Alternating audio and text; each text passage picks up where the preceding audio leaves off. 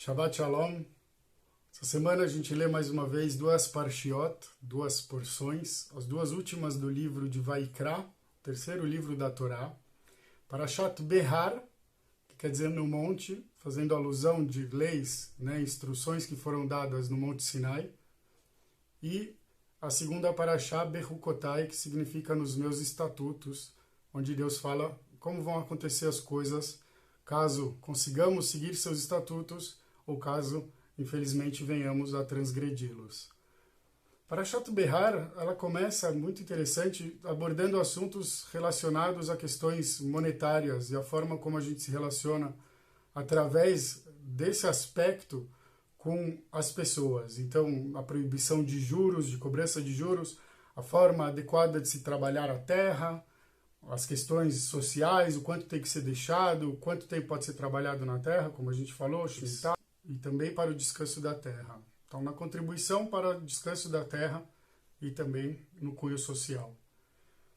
Na sequência, a Torá traz uma outra proibição, de alguma maneira relacionada a valores, a proibição da construção de estátuas e imagens, de idolatria, com o fim de prática de idolatria, uma vez que a idolatria é um contrassenso em relação à instrução, ao ensinamento do Criador. Inclusive, no que tange uma pessoa se prestar a oferendar alimentos, valores, até riquezas, para um ser inanimado, para proveito provavelmente de alguém, e isso acabar fazendo com que ela não contribua mais com questões elementares para uma sociedade equilibrada. Então, seja para o seu trabalho, seja para fornecer coisas melhores para a sua família, seja nas suas obrigações sociais, para que tenhamos uma sociedade equilibrada. Então, a questão da idolatria aparece nesse ponto, logo na sequência dos mandamentos inerentes às relações que a gente tem em torno do dinheiro, em torno de questões monetárias, onde a gente tem que tomar muito cuidado justamente no trato que a gente dá e na forma como a gente lida com aquilo que acreditamos ser nosso. Logo na sequência da questão da idolatria, Parashat Behar vem e fala do Shabat, até como um contraponto. Muito interessante isso.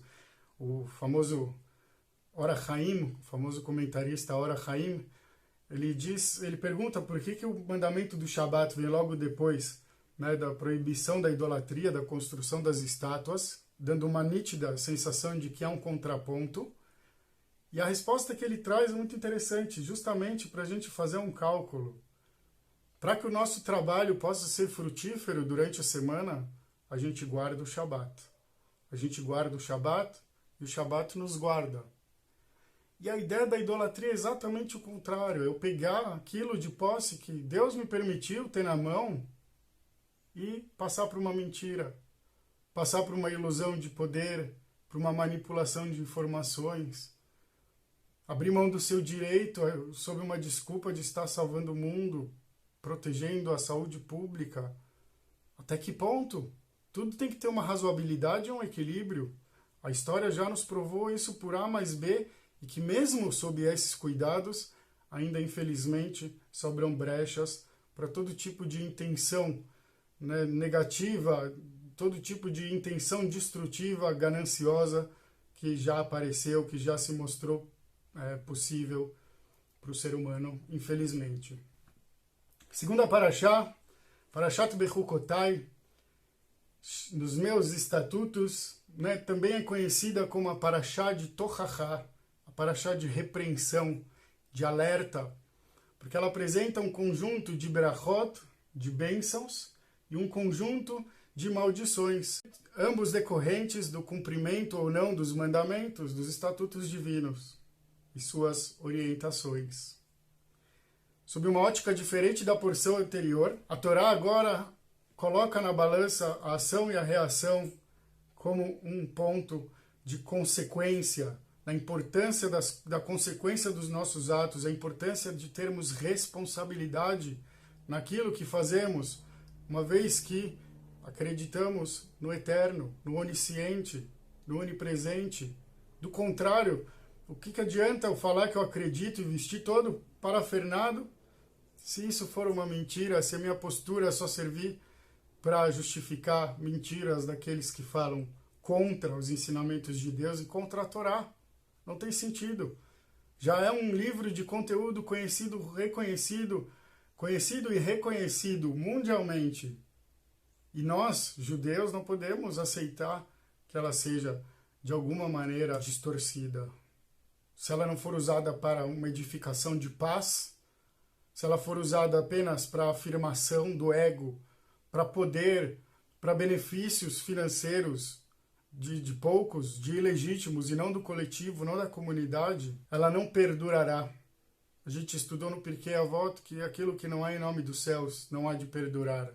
A verdade é só uma, ante ao conhecimento daquele que tudo vê. Muitos perguntam por que a parte dedicada pela Parashá para elencar as Kelalot, as maldições, é maior do que a parte dedicada para as Berachot, para as bênçãos. É muito interessante que tem uma resposta do Rabi Avraham Ben Ezra, que diz que é o seguinte: mesmo as Kelalot, mesmo as maldições, na leitura depende da forma como são interpretadas. Porque se eu interpretar a maldição, aquela lá, como contrário de uma berachá, como uma consequência de um ato ruim, simplesmente eu entendo que o ato bom vai causar como consequência a bênção, né? Uma consequência positiva, elas são colocadas todas elas. Então, a partir dessa perspectiva, uma pessoa que se dedica à verdade, à justiça, age com responsabilidade e também com humildade, ela acaba conseguindo entender essa passagem das Kelalot como bênçãos invertidas, e não precisa ter medo dessa parte da leitura, que inclusive em muitas sinagogas é feita num tom mais baixo pela pessoa que está lendo, como, né, um mau agouro, quando na realidade deveriam ser lidas muito mais alto, né? E talvez em português também, para ver se as pessoas tomam consciência de que a nossa vida espiritual, de que a nossa existência nesse planeta, ela não é uma casualidade. A gente não consegue, a gente não pode agir com indiferença em nenhum momento.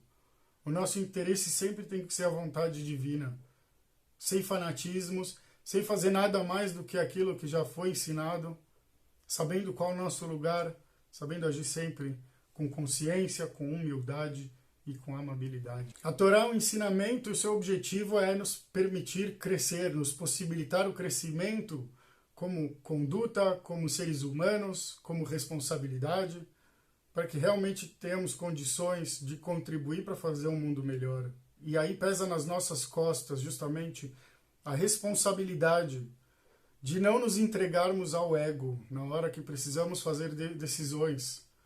Até porque, lembrando da idolatria e das estátuas, onde ela começa, se não dentro do coração da pessoa, dentro da sua consciência, onde ela sabe que tudo aquilo é mentira e que só serve para ela aparecer, para ela se afirmar. A gente não precisa fazer as coisas de mentira. Se a gente fizer as coisas boas, a bênção recai sobre nós. A afirmação verdadeira, aquela que é santificada, que inspira ao próximo e à humanidade a procurar um caminho melhor, a estender a mão, a não aceitar mentiras e manipulações escusas. Quantas histórias a gente já tem na Torá e quantas a gente já tem posteriormente à Torá, para que incorramos nos mesmos erros. Nossa referência está muito clara. Consta em Masechet Makot, no Tratado Talmúdico de Makot, no Daf Yud Amud Bet, na folha de número 10, no verso, uma frase conceitual muito importante. Baderech shadam rotze lalechet molichin oto. No caminho que a pessoa quer seguir, ela será conduzida. Isso não significa que você está fazendo a coisa certa.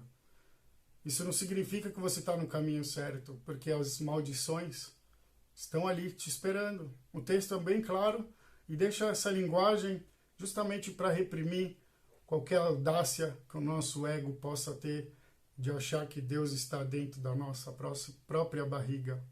Temos a responsabilidade, com esse ensinamento da Torá, de escolher sempre o caminho do crescimento, o caminho edificante, o caminho do respeito, do amor ao próximo e da responsabilidade pela justiça, que possibilita a todos que vivamos melhor.